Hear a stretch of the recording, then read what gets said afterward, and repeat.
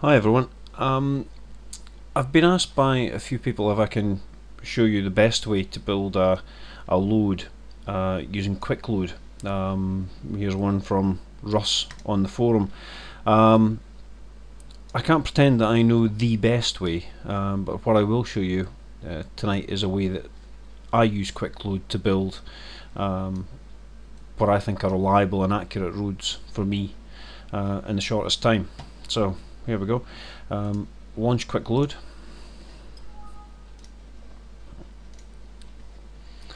and then pick a cartridge. I'll choose a 204 Ruger. As we all know, it's the best caliber in the world. And then I'm going to create a bullet file. You can do that by clicking one of these buttons up here. This one.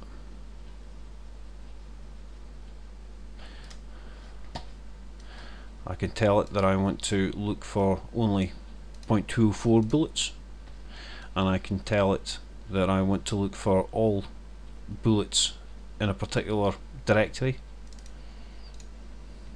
It goes away, searches for them all. It's found them, and I'll tell it to stick them in this 204.bul file. It's just telling me it's already got one. That's fine.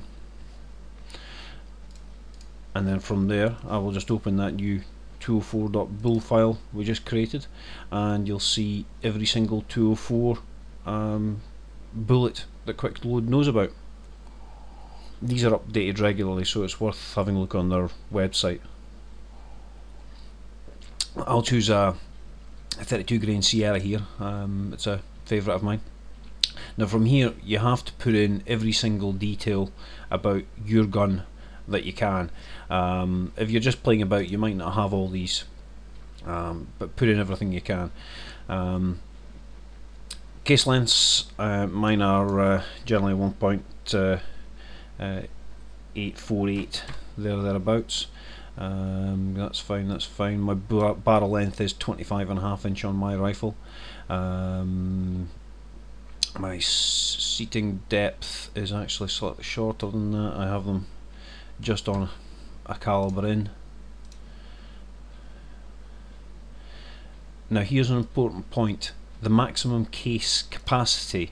Generally QuickLOAD just uses SAMI specs. These will not match your rifle.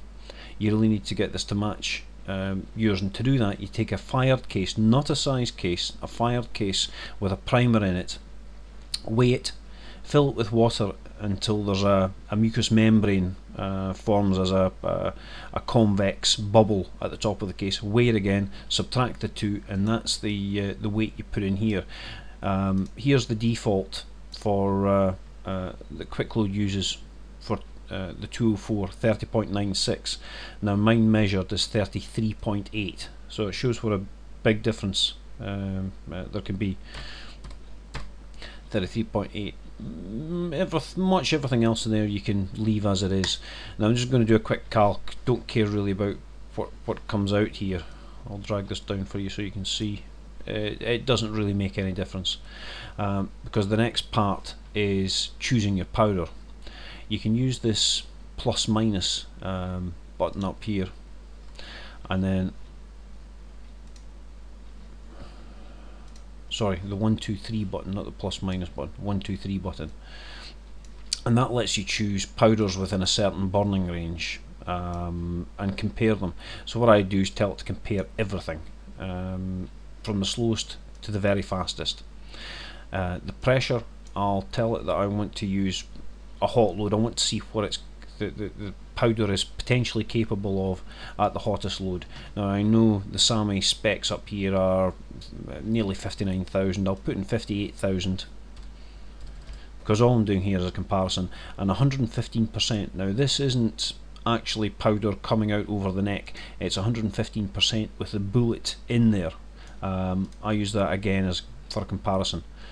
So apply that, and from here I'll drag this down again. The resulting window gives you a list of powders up to the maximum pressure and up to the maximum filling ratio. Obviously some of them you won't get to the maximum filling ratio. Now what I'm looking for from here is a powder that fills the case. Remembering that we're up at basically maximum loads, we're looking at something that's at least, to me, 95-96% as a bare minimum. Generally over 100% I'm looking for. I used to take this information and copy it to an Excel file, and from here you can do all sorts of very fancy analysis, but in fact I find it's actually not needed. You can generally just look at the first few, say the first dozen, and these are going to be pretty well your best powders. You can ignore things that you won't get a hold of. I probably wouldn't be able to get that in the UK. I wouldn't be able to get the Norma powders anywhere here, so you could straight away you can forget about them. Other things you want to look for other than a good fill ratio, obviously the velocity. I generally discount anything within 100-150 feet per second of whatever was the maximum. You want to look at the percentage burnt. You want something that's being fairly efficient. Again, anything less than about 95% I would discount straight away. After that I would look at the muzzle pressure. If there's anything obviously much higher than the others, that could create turbulence as the bullet leaves the muzzle, and I would discount that as well. From there it's obvious to me that the two IMR powders here are pretty much head and shoulders above everything else. You're looking at, you know, certainly considerably quicker than anything else there. You're getting good burn rates, you're getting good fill ratios.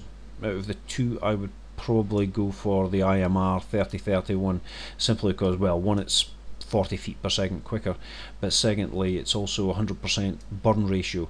Now that burn ratio will drop as the amount of powder you put in lessens. I can show you that quickly. If we choose the IMR 3031 as our powder, it is, and I build that up, I hope you can still see this bottom window fairly well.